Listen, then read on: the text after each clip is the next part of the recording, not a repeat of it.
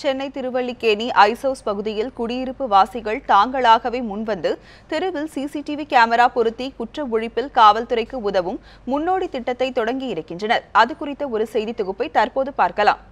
சென்னை திருவல்லிக்கேணி நடேசன் சாலையிலிருந்து குடியிருப்பு பகுதிக்குள் செல்லும் பிபி சாலை 3வது தெரு பொதுமக்கள் ஒருவித உற்சாகத்துடன் மயிலாப்பூர் காவல் மாவட்ட துணை ஆணையர் பாலகிருஷ்ணனை வரவேற்க காத்திருந்தனர். அந்த தெருவில் நிகழும் தொடர் திருட்டை தடுக்க அங்கு வசிக்கும் மக்கள் குடியிருப்பு சங்கம் அமைத்து சுமார் 66,000 ரூபாய் செலவில் 8 கண்காணிப்பு கேமராக்களை பொருத்தியுள்ளனர். இங்கே குடியிருப்பு நல சங்கம் ஆரம்பிக்கிறதுக்கு காரணம் என்னன்னா, இங்கே அடிக்கடிக்கு 2 சக்கர வாகனம் காணாமல் போயிடுது.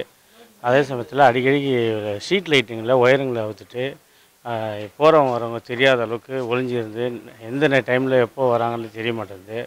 யார் என்னான்னு சொல்லி நாங்கள் பார்த்துட்டு விழிப்புடன் இங்கேருந்து வெளியே வரும்போது அவங்க போயிடுறாங்க, எங்கன்னு தெரியல.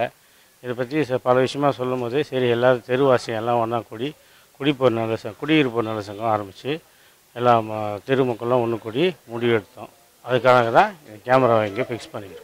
காவல்துறையிலே வந்து சொன்னாங்க, நீங்கள் வந்து ஏன் கேமரா செட் பண்ணக்கூடாது, இத்தனை பேர் இருக்கீங்க, ஸ்கூல் வேறு இருக்குது உங்கள் தெருவில், நீங்கள் வந்து கேமரா செட் பண்ணிங்கன்னா எங்களுக்கு கண்டுபிடிச்சி கொடுக்கறதுக்கு ரொம்ப ஈஸியாக இருக்கும், நீங்கள் ஏதாவது ஹெல்ப் பண்ணணும்னு நினச்சிங்கன்னா போலீஸ்க்கு வந்து இதை ஹெல்ப் பண்ணுங்கன்னு சொன்னாங்க.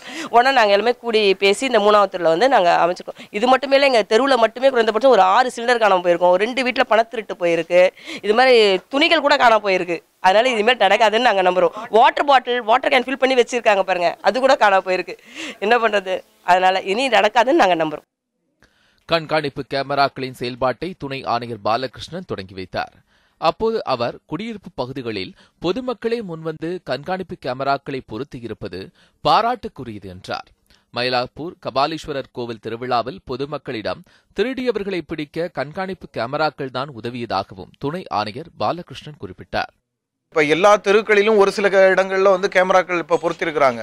ஒரு குற்றம் நடந்திருக்குதுன்னா திடீர்னு மேலேருந்து குதிச்சு வர முடியாது. அந்த பகுதியில் வாகனங்களில் போய் இல்லைன்னா நடந்து வந்து அது மாதிரி தான் பண்ண முடியும். ஸோ நிறைய குற்றங்கள் கண்டுபிடிச்சிருக்கிறாங்க. இப்போ நம்ம கபாலீஸ்வரர் கோயிலில் நடந்த இந்த திருவிழாவின் போது கூட ஒரு 8 குற்றவாளிகளை வந்து அந்த கண்காணிப்பு கேமராக்கள் மூலம் பிடிச்சிருக்கிறோம். 15 நாட்கள் தொடர்ச்சியாக பதிவான காட்சிகளை சேமித்து வைக்கும் வகையில் தற்போது ஏற்பாடுகள் செய்யப்பட்டுள்ளதாக கண்காணிப்பு கம்ப்யூட்டர் வைக்கப்பட்டிருக்கும் வீட்டின் உரிமையாளர் தமீம் தெரிவித்தார்.